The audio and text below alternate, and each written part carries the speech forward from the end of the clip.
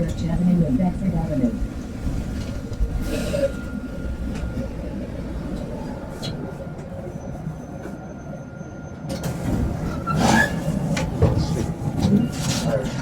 Thank you. Okay, appreciate it. Yeah. Welcome back to a brand new video of the Target Video program that we experience. It's coughing, getting off the bus. This shit that they do. When your purpose is greater than theirs, they tend to get confused. Right? They tend to get confused because they don't understand how one person is standing up to all these people doing what it is that they do. Right? One individual. Okay? Just like the Jesus in their Bible, right? One individual speaking the truth. Okay? But there are many ones, meaning that there are many individuals who are standing up, speaking the truth. I am one, yet I am many. Understand that. New York Police Department, look at them all up there. And the next block up. All right. All right. See what it is that they do? How they, again, after I expose them in terms of their blatant harassment, then they'll go back to the covert way of targeting me. Okay. So, yeah.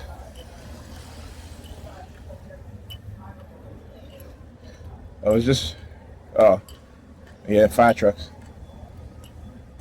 Listen. Again, very, very low volume in terms of where they are engaging in the noise campaign.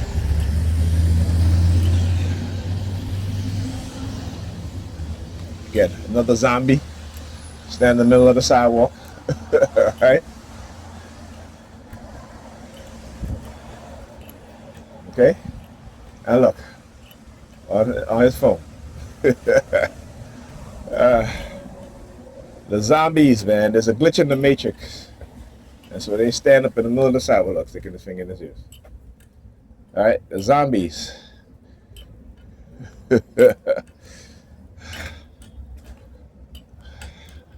When I call them zombies, you understand what I'm saying. Like, they stand up like zombies, you know. Why? Because they have a dead mind. See, many people don't quite understand the meaning or the symbolism of zombies. Right? Zombies are undead people. But why do they eat brains? Right? Why do they eat brains?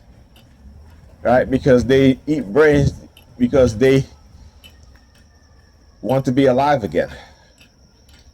All right? They can never be fulfilled. They're always hungry, right? But they're undead, right? So the reason why, again, they eat brain, they look for brains and they eat brains, is because their minds are dead, right? They do not have a mind that's awakened, that's alive in sense of consciousness,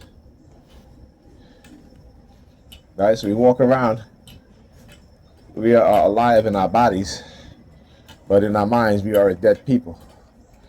There's no consciousness. There's no awareness. There's only belief. And when you can create a society of people who only want to believe, you can manipulate them any which way you want. And that is our biggest issue, is that we are a bunch of believers instead of people who have knowledge and know the things that we're supposed to know to better ourselves, each other, our children, and our communities and society, right? But understand that these things are perpetrated on us. So you'll always hear me say that, okay? Because I don't forget, and I always look at the bigger picture and the external factors that keep us in the conditions that we're in. All right, it's through the middle finger. And it is black women, our women, and European women who are the greatest instrument of white supremacy because of how their minds are conditioned. All right, because of how their minds are. I said the word minds in your present part, I'm using the sirens. Right, because of how their minds are conditioned. You know, I always talk about if you don't teach your daughters, my brothers, if you have daughters, if you don't teach the daughters who they are as women, because their mother's not going to do it, so you'll have to do it, right? Who they are as young girls in terms of their psychology, okay? Their mother's only going to teach them about their sex, about when they get into adult, go have your fun, that's what they say, right? Not understanding the deep psychological impact, negative psychological impact, as well as the biological and sexual, the negative sexual and biological impact it will have on them by telling them to go have their fun and such and such. All right, their mother's not going to tell them that. So you have to, as men, you need to understand. We always understand who women are because in this society, men are the ones who have to learn about women, what they want, what they like, what they don't like, what they don't want, such and such. They don't have to learn about us. So if you have daughters in their teenage years or preteen to teenage years, you need to learn about female psychology. Okay?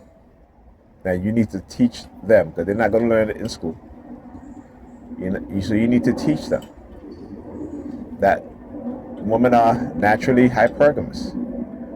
Women are naturally attracted to tall men, right? And particularly within the society, women are naturally attracted to nice things.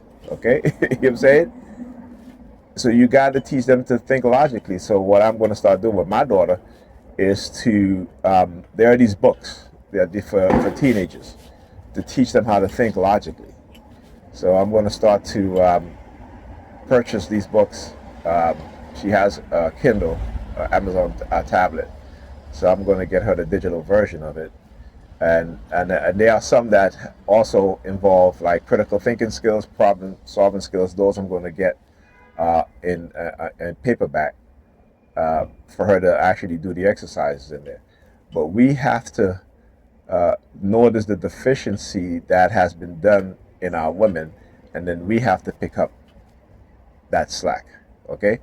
Because unless other women who are consciously aware, start to teach the majority of our women what's going on, the next generation of young women, and we see it already, they're becoming worse in terms of what they believe, what it is that they're doing, you know, and so we have to bring back certain things.